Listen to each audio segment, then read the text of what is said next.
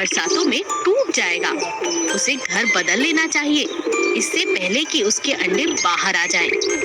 कबूतर अपनी कबूतरी से कहता है, देखो, मैं सोच रहा हूँ हमें पेड़ बदल लेना चाहिए। चलो एक नए पेड़ की तलाश करें। इन बरसातों में जरूर हमारा ये पुराना घर टूट सकता है। आप ठीक कहते हैं, चलिए। दोनों कबूतर और कबूतरी नए पेड़ की तलाश में निकल जाते हैं।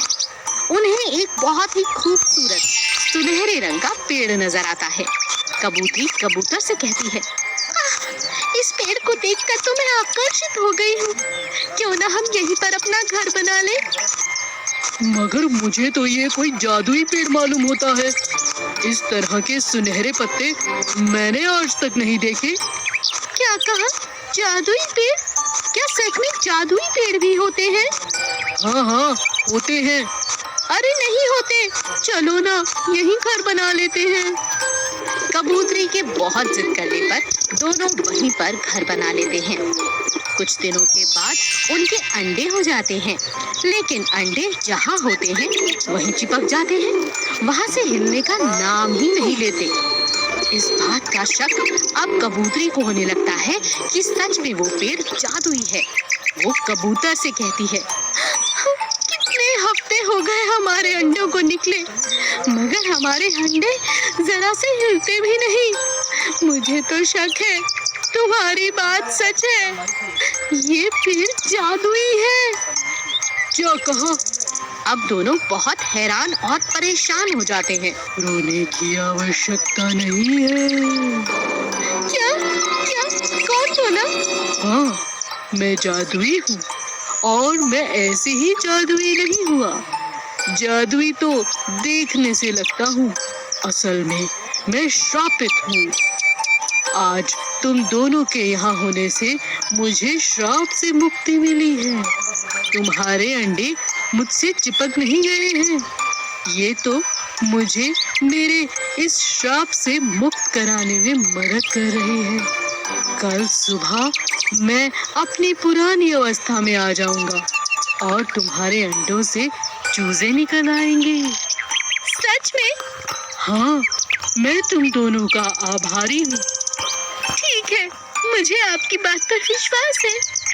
कबूतर और कबूतरी पूरी रात सोते नहीं, अगली सुबह का इंतजार करते हैं। और सुबह होते ही पहली किरण पड़ते ही चूजे बाहर आ जाते हैं और पेड़ एकदम हरा भरा हो जाता है। आलू, कचालू और चॉकलेट का पेड़। एक दिन आलू और कचालू सैर पर निकले। रास्ते में उन्हें एक ऐसा पत्थर मिला जो देखने में एकदम आलू की तरह था। कचालू ने कहा, अरे अरे आलू, देखो, देखने में ये पत्थर एकदम तुम्हारी तरह लग रहा है। ऐसा लगता है ये सच का आलू है। मुझे भी ऐसा ही लग रहा है। इसे हाथ में लेकर देखूं? देखते हैं। आलू उस पत्थर को उठाने की बहुत कोशिश करता है, लेकिन पत्थर इतना भारी था कि उससे उठता ही नहीं।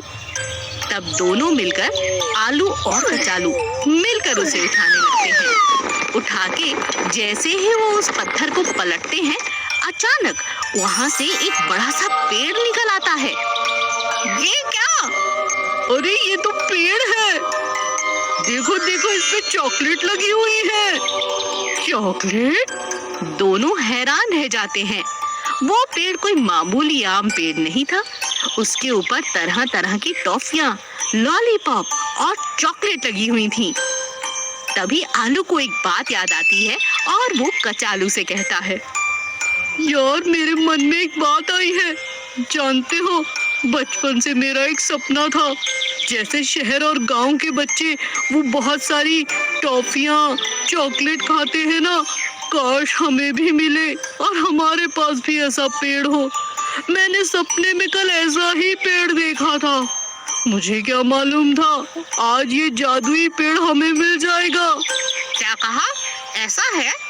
कचालू बहुत हैरान रह जाता है। फिर आलू फिर से कचालू से कहता है, अब बाकी बातें छोड़ो, चलो चलकर टॉफी और चॉकलेट खाते हैं। आलू और कचालू उस पेड़ पर चढ़ जाते हैं और जी भर के चॉकलेट खाते हैं। चॉकलेट खा के वो थोड़ी सी चॉकलेट अपने दोस्तों के लिए ले लेते हैं। वो सब तो ठीक है, मगर कहीं ऐसा ना हो कि इस चॉकलेट से हमारा पेट खराब हो जाए। नहीं नहीं, ऐसा कुछ नहीं होगा, तुम चिंता मत करो।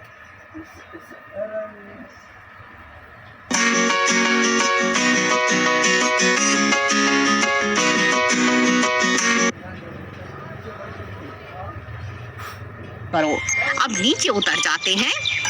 आलू कचालू पेड़ से नीचे उतर जाते हैं। एक थैले में अपनी चॉकलेट और टॉफियां डाल देते हैं।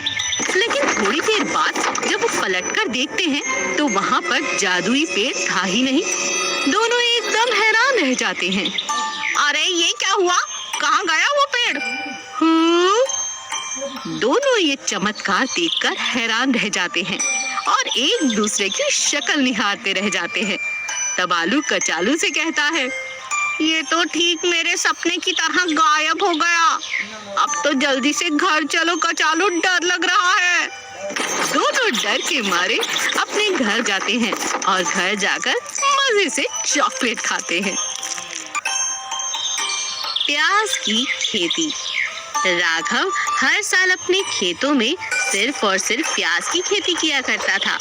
अक्सर वो इस बात का ध्यान रखता था कि बाजार में कौन सी सब्जी की बहुत ज्यादा डिमांड है।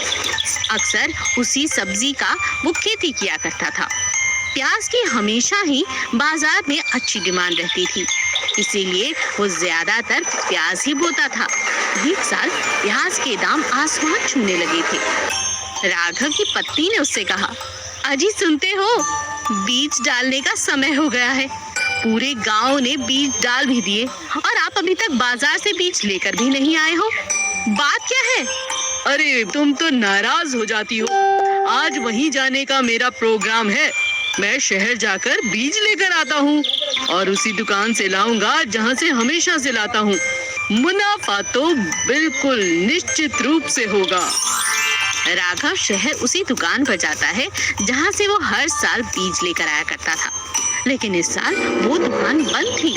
आस-पास पूछने के बाद पता चलता है कि अब वो दुकान घाटे में जा रही थी, इसीलिए हमेशा के लिए बंद हो गई। राघव को किसी और दुकानदार और उसके बीज पर बिल्कुल भरोसा नहीं था। राघव खाली हाथ घर लौट आता है। उसकी पत्नी ये सारी बात सुनकर हैरान रह जाती है। ये आपने क्या किया? एक दुकान बंद हो गई तो क्या हुआ? अरे किसी और दुकान से ले लेते। सारी दुनिया एक ही दुकान से हमेशा ही थोड़ी ना बीज लेती है। अब क्या बोओगे? क्या करोगे? मैं तो कहती हूँ कल ही जाओ और जाकर बीज लेकर आओ। अगले दिन राघव नई नई दुकानों पर जाकर बीज के लिए बात करता है, मगर कहीं भी उसे प्याज के बीज नहीं मिलते। पूरे बाजार में प्याज के बीज खत्म हो चुके थे। यही बात जब वो घर में पत्नी को आकर बताता है तो वो बहुत नाराज हो जाती है। हे भगवान, जिसका डर था वही हुआ। अब क्या करेंगे? मुनाफा तो छोड़िए, खेती करना ही मुश्किल है बिना बीज के तो। राघव मुस्कुराते हुए अपनी पत्नी से कहता है, मैं जानता था तुम यही कहोगी, लेकिन इस बार मेरे पास एक उपाय है। उपाय? कैसा उपाय? राघव घर में पड़ा हुआ एक पुराना संदूक खोलता है और उसमें से कुछ बीज निकालता है। अपनी पत्नी को दिखाते हुए राघव कहता है, ये बीज देख रही हो? ये मरते हुए माँ ने मुझे दिए थे। ये कोई आम बीज नहीं है, ये बहुत अच्छी फसल के बीज हैं।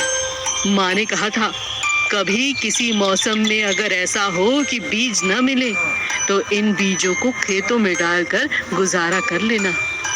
माँ तो माँ होती है ना। देख, मेरे पास बीज है। इस बार तो फसल ऐसी होगी कि पूरे गांव के पास ऐसी प्याज न मिलेगी। हाँ, ये तो आपने सच में कमाल की बात कर दी। अगले ही दिन राघव अपनी पत्नी के साथ खेतों में बीज डाल देता है। खेतों में बीज डालने के बाद एक अजीब चीज होती है। एक एक प्याज का साइज इतना बड़ा होता है कि हर कोई दूर दूर से उसके खेत देखने आता है। एक एक प्याज 5-5 किलो का था। न केवल राघव का प्याज दूर देश तक जाता है, बल्कि उसे इस बात का बहुत मुनाफा भी होता है। कभी कभी नुकसान के पीछे भी कोई फायदा होता है। बस हमें अपने नजरिए को बदलने की जरूरत है।